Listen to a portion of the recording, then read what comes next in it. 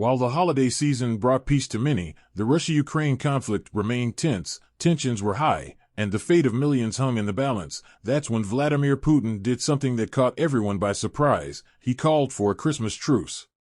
For most of the world, Christmas is a time of joy and peace, but for the Eastern Orthodox Christians of Russia and Ukraine, the holiday is celebrated differently. Instead of following the Gregorian calendar, they observe Christmas according to the Julian calendar, introduced by Julius Caesar in 45 BC. This means that Putin's proposed 36-hour ceasefire, which was set to start on January 6, was a significant event. But what was the motivation behind Putin's request for a ceasefire? Was he truly embracing his faith and hoping for peace, or was there something more sinister at play? The answer is not clear, as Putin's religious beliefs are shrouded in mystery. Some speculate that his piety is merely for show, a means of maintaining a certain public image. In fact, the Kremlin sent a message to the people thanking the Church for unifying society, preserving historical memory, and strengthening the institution of family, which could be seen as an attempt to create a pious public image. However, many Ukrainians were skeptical of Putin's intentions. They saw his use of religion as a means of gaining support, as many Russians and Eastern Orthodox Christians are devout. By claiming to be a protector of Ukraine's Orthodox Christians, Putin was able to give his war effort a spiritual dimension, making it easier to justify in the eyes of the public. In response to Putin's proposed ceasefire, the Ukrainian leadership called it a cynical trap and saw it as just another move in the propaganda war. They had good reason to be skeptical, as Putin's history of cunning and conniving had earned him a reputation as a master of propaganda. The truth is, only Putin knows what truly motivates him, but as young Russian soldiers continue to die and be injured on the battlefield, it's clear that he needs something to give his war effort meaning and purpose. Whether that's God, propaganda, or something else entirely, remains to be seen. In the heart of Russia lies a man who holds a prominent position, a man who is deemed essential to the success of Vladimir Putin. This man is Vladimir Mikhailovich Gundyayev, commonly known as the Patriarch of Moscow and all Russia, or simply His Holiness. He stands at the forefront of religion in Russia and commands immense influence over the nation's faithful. For Christians in Russia, the last century has been a tumultuous one. The brutal regime of Lenin and Stalin saw millions of Christians persecuted and executed. It wasn't until the collapse of communism that the suffering of Russia's Christians finally came to an end. Despite this dark chapter in Russia's history, Gundyayev remains unwavering in his support of Putin, a stance that is not without controversy.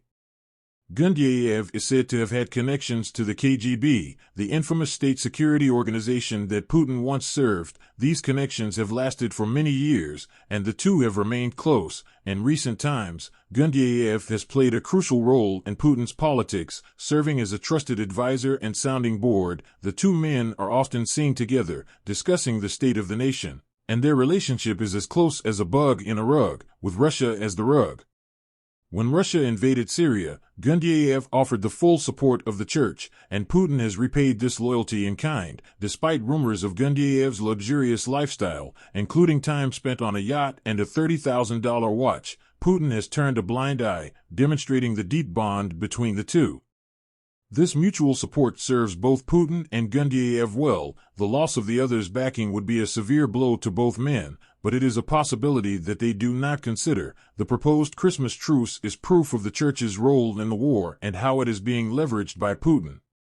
The outbreak of the war in Ukraine was a turning point in the region's history. As the conflict began to unfold, Gundyayev, the Russian Orthodox Church leader, made a public statement about the forces of evil in Ukraine. Despite the initial success of the Ukrainian counteroffensive, many young Russian soldiers were being sent home in body bags. To this, Gundyayev reminded the public that these soldiers had made a sacrifice that washes away all sin. This statement was in line with the rhetoric used by religious leaders throughout history to uplift the morale of the people. Putin relied on such statements to bolster his image, especially during the Christmas season. Ukrainians, however, view Gundyayev as a propaganda servant of Putin, working together to manipulate the public. The announcement of a truce was met with skepticism, with one of President Zelensky's top advisors labeling the Russian Orthodox Church as a war propagandist masquerading as a humane entity. He pointed out that the Church had called for genocide in Ukraine and supported the militarization of the Russian Federation. Ukraine rejected the truce proposal, knowing all too well what Putin had in mind. Putin understood that the world was moved by stories of the Christmas truces that took place during World War I, when British and German soldiers put down their weapons and met in no man's land for a peaceful gathering. Calling for a ceasefire was meant to be a powerful propaganda tool, reminding the world of the possibility of peace even in the midst of war. However, Ukraine saw the gesture as hollow and an insult to those who genuinely desired peace.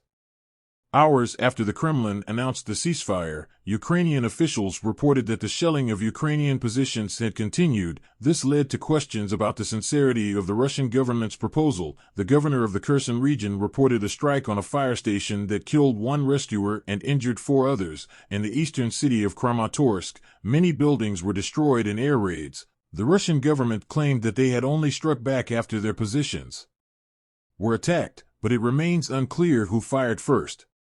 One Ukrainian leader was so concerned about the potential danger posed by the ceasefire that he warned Ukrainian citizens in war-torn areas not to attend church services, citing the risk of terrorist attacks. Despite these warnings, a Ukrainian MP named Inna Sovsun told the BBC that 2.5 hours into the ceasefire, the entire territory of Ukraine was under air raid alert, demonstrating the lack of trust in the proclaimed truce. Ukraine made it clear that there would be no peace until Russia left its territories. The country emphasized that it only fights occupiers and does not attack troops or civilians in foreign territories. Unlike Russia, peace could only be achieved if Russia withdrew from Ukrainian territory. This stance demonstrated Ukraine's commitment to protecting its sovereignty and its citizens, even in the face of war. The Syrian war was a prime example of the complexities of human conflict. During the war, both Russian and Syrian forces claimed to be opening humanitarian corridors, which were essentially ceasefires designed to allow the war-torn population to escape the violence without becoming casualties. However, despite these efforts, the reality was far different. When the population attempted to flee, they were still met with bombs and violence. A Syrian activist famously stated, "How can you trust someone to stop bombing you when they have been doing it all the time?" This same concept of a potential peace negotiation being used for ulterior motives was echoed in Ukraine's experience with the Russian-backed war in the eastern Donbass region. President Zelensky accused Putin of using the announced truce as a tactic to halt the fighting, regroup, and bring in additional resources. The idea of using a truce or peace negotiation for propaganda purposes is not a new one. Throughout history, nations have used these tactics to manipulate public opinion and gain the upper hand in a conflict. For example, during World War I, the news received in each country was heavily slanted to show their own forces as kind and humane, while the enemy was portrayed as subhuman. Similarly, during the Vietnam War, the enemy regularly violated the truces that were established. The same could be said of Saddam Hussein's government during the Iran-Iraq War. In Putin's case, his presence in church, his close relationship with the head of the church, and the potential for strikes during a ceasefire are all part of a larger pattern of propaganda and manipulation in times of war. While there have been instances of truces being established for purely humanitarian reasons, trust is often so lacking during wars that even if one side meant it, the other would be unlikely to believe it.